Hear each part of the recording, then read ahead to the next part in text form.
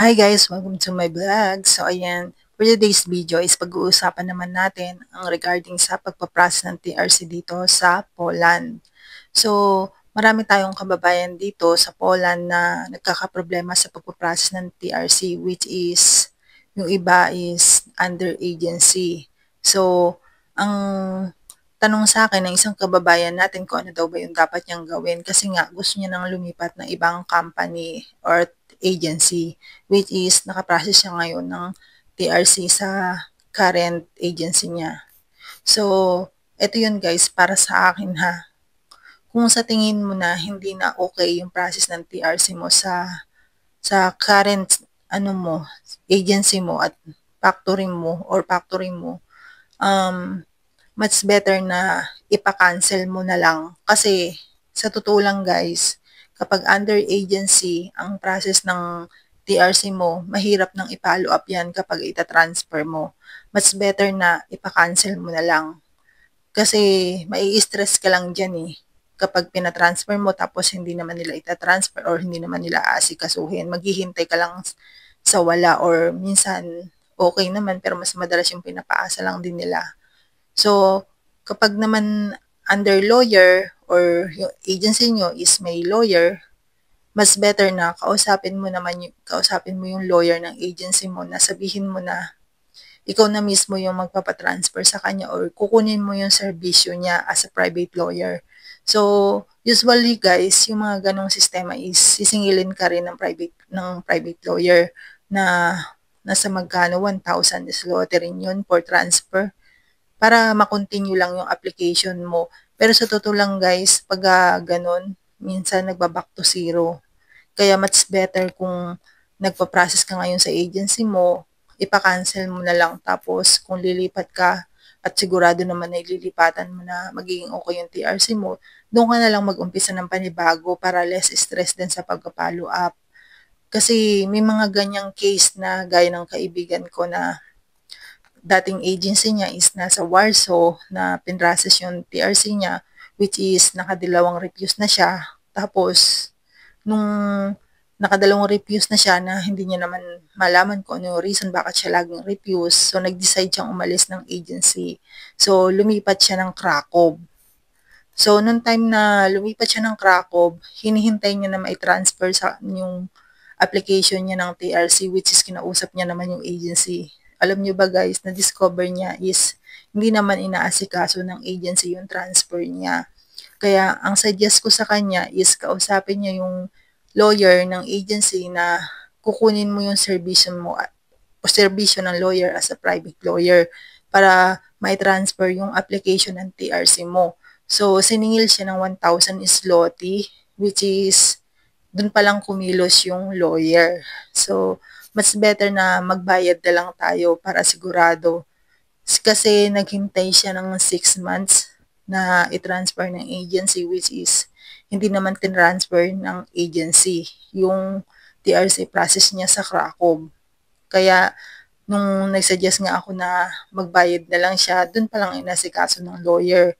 Kaya kung kayo guys nasa sitwasyong ganun, mas better ipa-cancel nyo na lang yung process nyo sa current agency nyo para less stress. Kasi pag pina-transfer nyo at hindi naman inaasikaso, mangungulit at mangungulit lang kayo, mag-stress kayo, kapapalo up, tapos hindi naman pala nila inaasikaso. Kaya nga, mas sinasuggest ko sa mga kababayan natin is kung magpa-process kayo ng TRC, much better, kumuha kayo ng private lawyer. Kasi ang private lawyer, madali mag-follow up, magme-message kayo, sasagot sila, ganun. Kasi na-experience ko ang private lawyer, kaya mas okay para sa akin. Talagang inaasikaso nila. Hindi kagaya ng agency na may problema na pala, hindi ka nila ina-update, parang maghihintay ka lang sa wala, hanggang malaman mo na lang na refuse pala yung resulta ng TRC mo. So, much better mag-private lawyer ka na lang. Pero kung sa tingin mo is nakuha mo yung serbisyo ng lawyer ng agency, pwede mo naman silang kausapin na i-transfer kung saang lugar ka lilipat. Depende sa'yo yun. May ganon sitwasyon. Kasi nga, ako sa sitwasyon ko is, ang dati kong application is nasa Warsaw din. Tapos, tinransfer dito sa Lublin. So, ang ginawa ng lawyer is, siningil din ako ng 1,000 zloty, which is, pareho kami ng lawyer ng kaibigan ko. So, dun pa lang nagpustro din yung, yung processing ko ng TRC. Kasi nga yung agency ko dati, yun nga, may problema na pala yun sa processing ko ng TRC, hindi nila sinasabi sa akin, which is wala pala akong SUS at saka insurance. SUS yung insurance dito sa Poland at tax.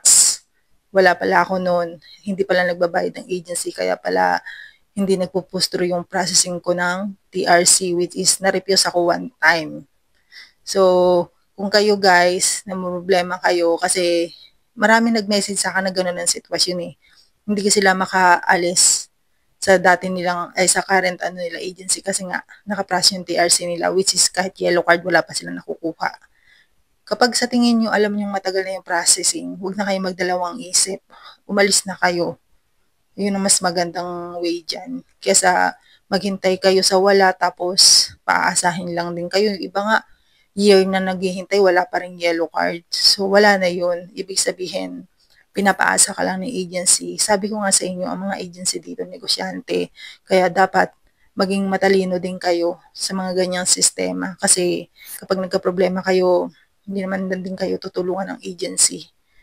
Kapag kayo is nag-process ng TRC dito sa Poland, much better kumuha kayo ng private lawyer at kuhanin nyo na lang yung mga kailangang documents like working permit, TIN, and SUS insurance sa agency nyo para mas directly kayo nakapag-follow up.